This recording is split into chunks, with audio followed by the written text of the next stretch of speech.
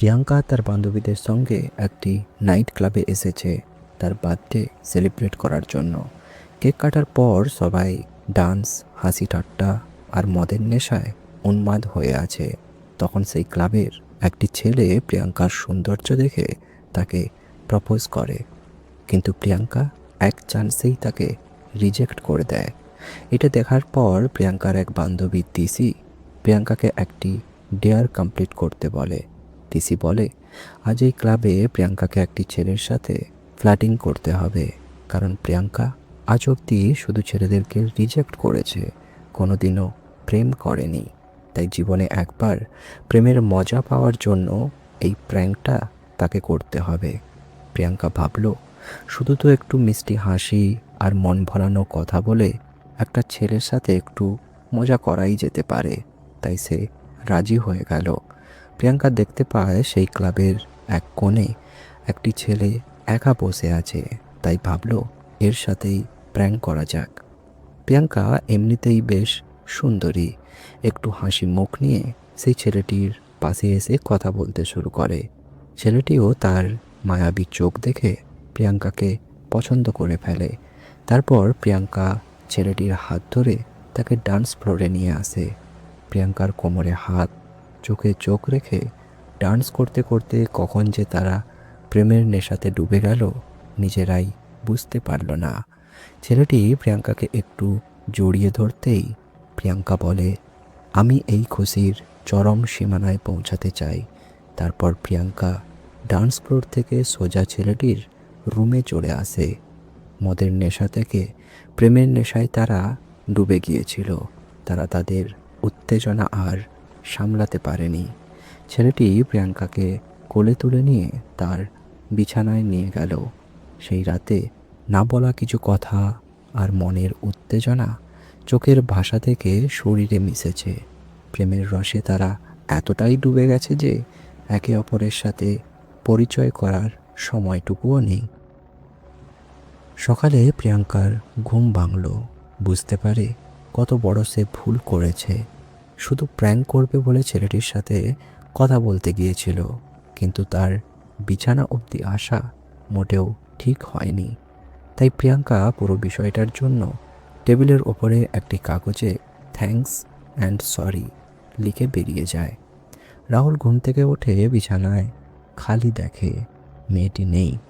তারপর টেবিলের ওপর লেখা চিঠি দেখে সে বুঝতে পারে মেয়েটি শুধু তাকে এক রাতের জন্য তার সাথে প্রেম করেছিল।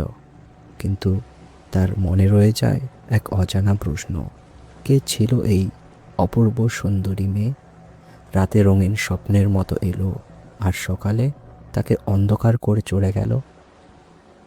রাহুলের আর কোনো কিছু ভালো লাগছে না। এক রাতে সেই অচেনা মেয়েটির কথা সে দিন রাত ভেবে যাচ্ছে, কিছুতেই ভুলতে পারছে না। অফিসের কাজে তার মন বসে না। এমন সময় পূজা তার পাশে আসে। কি হয়েছে জিজ্ঞেস করলে রাহুল তা এড়িয়ে যায়। তবে তার বন্ধুরা কাছে রাহুল কিছুই গোপন করতে পারল না। লাঞ্চ টাইমে খেতে বসে ক্লাবের সেই রাত সেই মেয়েটির সব কথা খুলে বলল। বন্ধু আবির রাহুলকে শান্ত করে বলে, এটাই তো ভালোবাসার খেলা।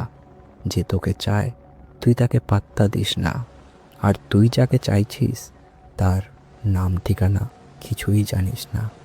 রাহুল জিজ্ঞেস করে, আমায় যে চায় মানে? আমায় আবার কে ভালোবাসে? আবির বলল, কে আবার? পূজা।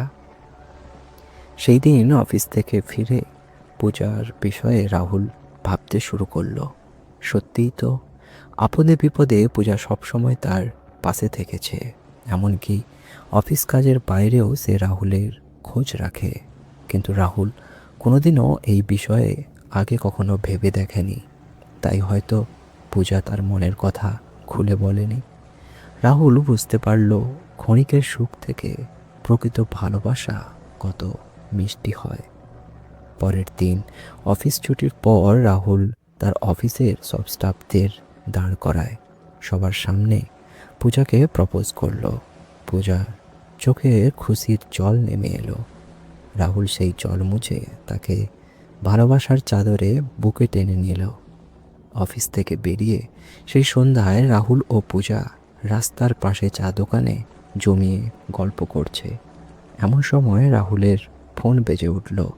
তার দাদা ফোন করেছে। কলটা রিসিভ করতেই একটা খুশির খবর। রাহুলের দাদা রোহিত, তার বিয়ে ঠিক হয়েছে। রোহিত তার হবু বউয়ের ছবি পাঠানোর কথা বললে রাহুল জানায় তারও জীবনে জীবন সঙ্গী হয়েছে। তাই বিয়ের দিন সামনে থেকেই যে যার বউয়ের পরিচয় দেবে। বিয়ের দিন রাহুল পূজার সাথে সবার পরিচয় করিয়ে দিল। এখন শুধু তার বৌদিকে দেখার অপেক্ষা। কিছু সময় পর যখন শুভদৃষ্টির জন্য নতুন বউ ঘোমটা খোলে, তখন রাহুল নীরব দর্শকের মতো স্থির হয়ে গেল। তার নিজের চোখকে আর সে বিশ্বাস করতে পারছে না। নির্বাক হয়ে সে বিয়ের মণ্ডপ থেকে বেরিয়ে আসে।